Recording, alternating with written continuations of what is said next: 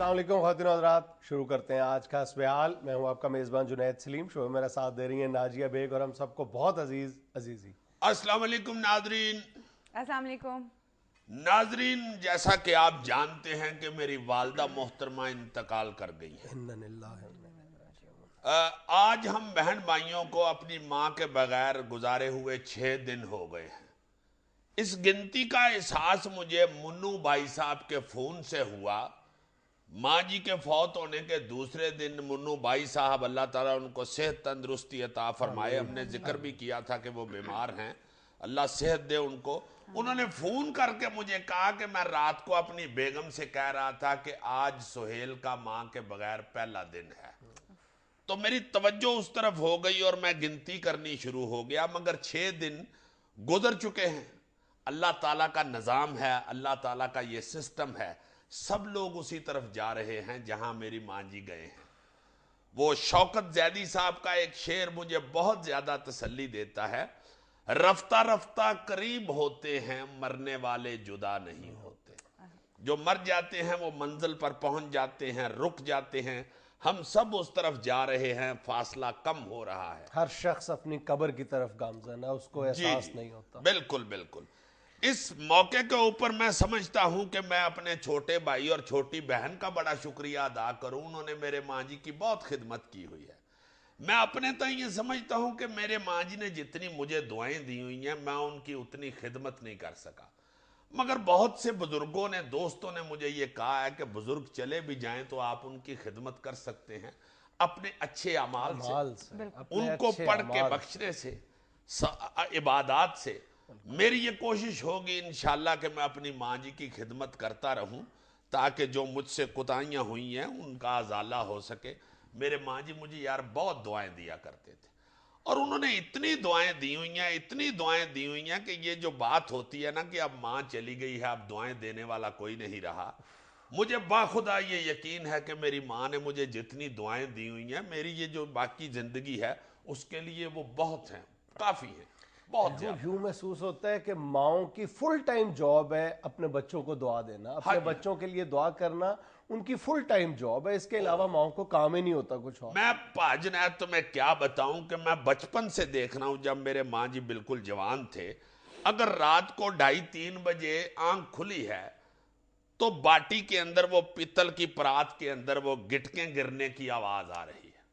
तहज्जुद के वक्त उठती थी, नवाफिल पढ़ के वो गिटकों की एक थैली पढ़ती थी, वो वजीफे करती थी, अल्लाह को याद करती थी, फिर फजर पढ़ती थी और उसके बाद घर के काम शुरू कर देती थी। रात दिन बच्चों के लिए दुआएं दे रही होती थी, और हर माँ का यही हर माँ, लगता है सारी माएँ एक जैसी होती हैं और उनके यही शब रोज बिल्कुल एक जैसे हैं। ये 5-6 दिन जिस भी दोस्त को मिला हूं, जो भी दोस्त आया है, जिसने भी मेहरबानी की है, मोहब्बत फरमाई है, फाते के लिए आया है, और उसने जो भी जिक्र किया है माँ के मुतल्लिक, बखुदा हर बंदे की एक ही आवाज थी। बल्कि हर आदमी ने आधा घंटा, घंटा, 5 मिनट, जितने देर भी गुजारी है और माँ की गुफ्तगू की है, हर शख्स ने कोई एक माँ की क्वालिटी जरूर ऐसी बयान की है जो पिछले ने नहीं की। मैं सोच रहा था कि यार माँ इतना वसी खजाना है, इतना वसी खजाना है कि इतनी क्वालिटीज हैं उसमें। और इसमें मैं समझता हूं कि माँ जी के मुतल्लिक मैं ये ज़रूर कहूँगा कि बेशक हमारा बिल्कुल सारा ख़ानदान हिल गया है, बच्चे सारे परेशान हैं कि ये क्या हुआ है। मुझे वो काजी आफाक साहब का भी एक जुमला याद आ रहा है। उन्होंने भी मुझे जब अफसोस किया मेरे साथ, तो कहने लगे कि यार जब 89 में मेरे माँ जी फौत हुए तो मुझे एक दोस्त कहता है कि क्या कैफियत है तुम्हारी। मैंने कहा कि यार मुझे ऐसे लग रहा था, ऐसे महसूस हो रहा है कि मैं बारिश में जा रहा था और मेरे हाथ से छतरी उड़ गई है जी। उसके बावजूद मैं देखता हूं, दूसरे दोस्तों की बातें भी सुनता हूं, तो मैं कहता हूं कि यार माँ बाप की दुआएं जो हैं वो आपके साथ ही रहती हैं। वो चले भी जाते हैं तो उनके दुआओं के सहारे ही आपकी बाकी जिंदगी भी गुजर रही होती है। वो आपके अकाउंट में बाकायदा जमा हुई होती हैं उनकी दुआएं, चूंकि उन्होंने सिर्फ दुआओं का ही तो काम किया होता है, सिर्फ बच्चों के लिए खैर ही तो मांगी होती है अल्लाह पाक से।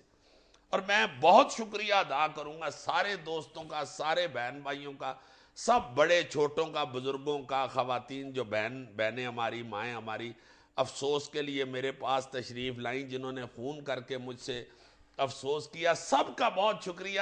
صرف میری ایک التجا ہے کہ میرے ماں جی کے لیے فاتح پڑھ کے تو دعا ضرور کیجئے گا ان کی مغفرت کے لیے۔ اور شاید یہ صدمہ برداشت کرنے کی قوت، طاقت اور ہمت اس لیے بھی عطا ہو گئی کہ ایک مقدس مہینے میں انہوں نے اپنا رخت سفر باندھا۔ ہائے ہائے ہائے ہائے، ایسا حوصلہ یار، ایسا حوصلہ۔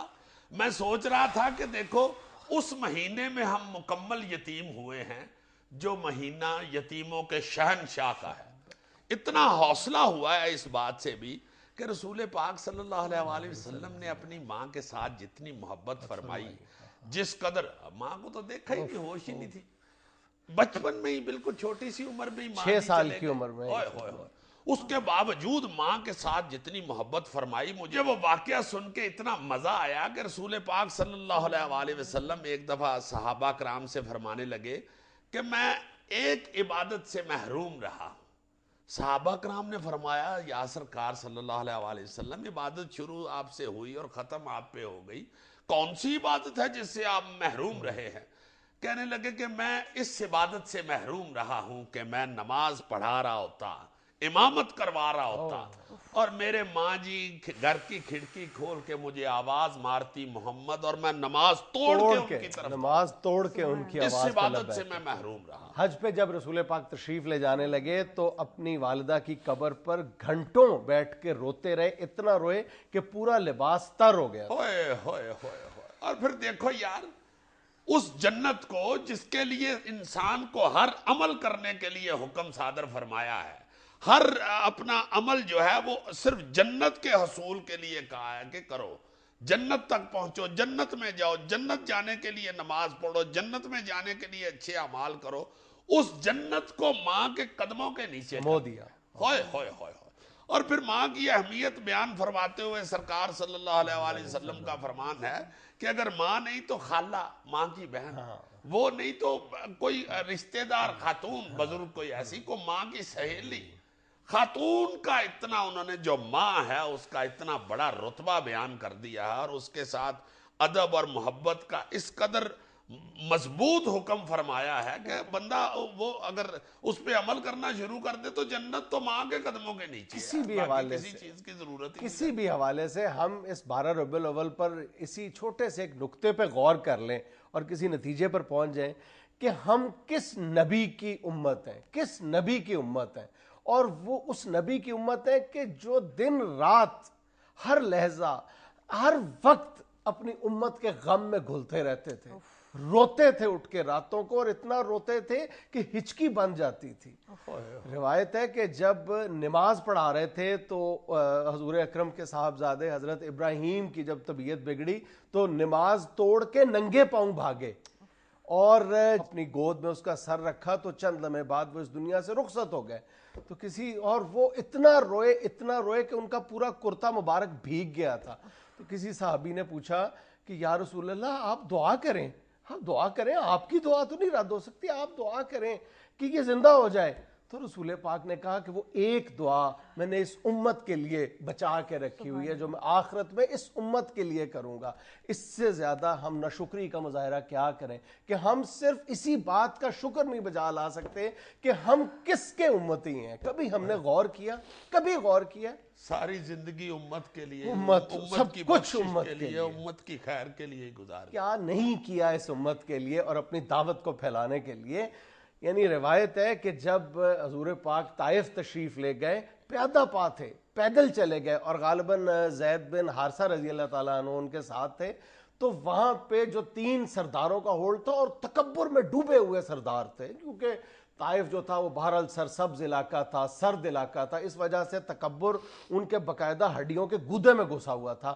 تو پہلے انہوں نے جو تینوں سرداروں نے، تینوں بھائی سردار تھے، انہوں نے باری باری تان و تشنیع سے کام لیا، ایسی عجیب باتیں کی کہ اگر کوئی عام آدمی ہوتا تو شکستہ دل لے کر واپس آ جاتا، لیکن صرف اس امت کے لیے نہ صرف پہلے ان کے تانے برداشت کیے، پھر ان تینوں سرداروں نے وہاں کے جو نوجوان تھے، وہاں کے جو بچے تھے، اپنے جو غلام تھے، ان کو پوری پلاننگ کر کے دی کہ اتنے پتھر مارو کہ یہ نبی ہونے کا دعوے دار جو ہے یہ لہو لہان ہو جائے، اور انہوں نے پوری طرح اپنے سرداروں کی اس ہدایت پر عمل کیا. کہتے ہیں اتنے پتھر مارے کہ خون پورے جسم سے ٹپک ٹپک کر ان کے پاؤں میں، ان کے جوتوں میں جمع ہو گیا، اور بالآخر اتنا خون جمع ہو گیا کہ جوتے سے پاؤں باہر نکالنا ممکن نہیں رہا تھا. اور پھر بھی کوئی بد دعا اس لیے نہیں بد دعا دی کہ شاید ان کی اگلی نسل جو ہے اسلام قبول کر لے اور میری امت میں شامل ہو جائے، میری امت کا دائرہ وسیع ہو جائے. اس سے زیادہ صبر کا دامن، اس سے زیادہ دعوت کی حکمت کو، تبلیغ کی حکمت کو کون سمجھ سکتا؟ اور پتھر مارنے والوں کو دعا کیا دی؟ الہی اپنی کمزوری، بے سر و سامانی اور لوگوں کی تحقیر کی بابت تیرے سامنے فریاد کرتا ہوں، تو سب رحم کرنے والوں سے زیادہ رحم کرنے والا ہے. درماندہ عاجزوں کا مالک تو ہی ہے، میرا مالک بھی تو ہی ہے. ہائے ہائے ہائے ہائے، کس قدر ساری زندگی اپنی امت کے ساتھ، اپنے لوگوں کے ساتھ کتنی محبت فرمائی ہے. ساری زندگی اپنی بخشش کی تو کوئی ٹینشن ہی نہیں تھی. کائنات کی تخلیق کے وجہ تھے وہ، تو ان کے لیے جنت کیا تھی یار؟ جنت تھی ان کے لیے، جنت تھی ان کے لیے، انہی کی وجہ سے تو جنت بنائی گئی. مگر ساری زندگی اپنی عوام، اپنے لوگوں کے لیے، اپنی امت کے لیے روتے رہے اور انہی کی بخشش کے لیے دعائیں کرتے رہے. اور ہم دیکھو یار، کبھی سوچیں اگر کہ ہم کتنا کو حکم مان رہے ہیں، ہم کتنا کو ان کے آرڈر پہ زندگی گزار رہے ہیں، ان کے بتائی ہوئی باتوں پہ ہم کتنا کو عمل کر رہے ہیں. خدا کی قسم شرمندگی سے ساری نہیں اٹھتا کہ یہ کیا کر رہے ہیں. اور ہمارے رہنماؤں کے لیے، ہاں رہنماؤں کو، ہمارے حکمرانوں کو بھی سوچنا چاہیے کہ حاکم کیسا ہوتا ہے، کس طرح اپنی عوام کے لیے، اپنے لوگوں کے لیے تڑپ رہا ہوتا ہے، ساری ساری رات کس طرح جاگ رہا ہوتا ہے، کس طرح ان کے مسائل حل کرنے کے لیے خدا کے آگے گڑ گڑا رہا ہوتا ہے، کتنی بھاگ دوڑ کر رہا ہوتا ہے، کتنی ٹینشن لے رہا ہوتا ہے. ناظرین ہمیں لینا ایک چھوٹا سا وقفہ، ہمیں یقین ہے آپ ہمارے ساتھ رہیں گے.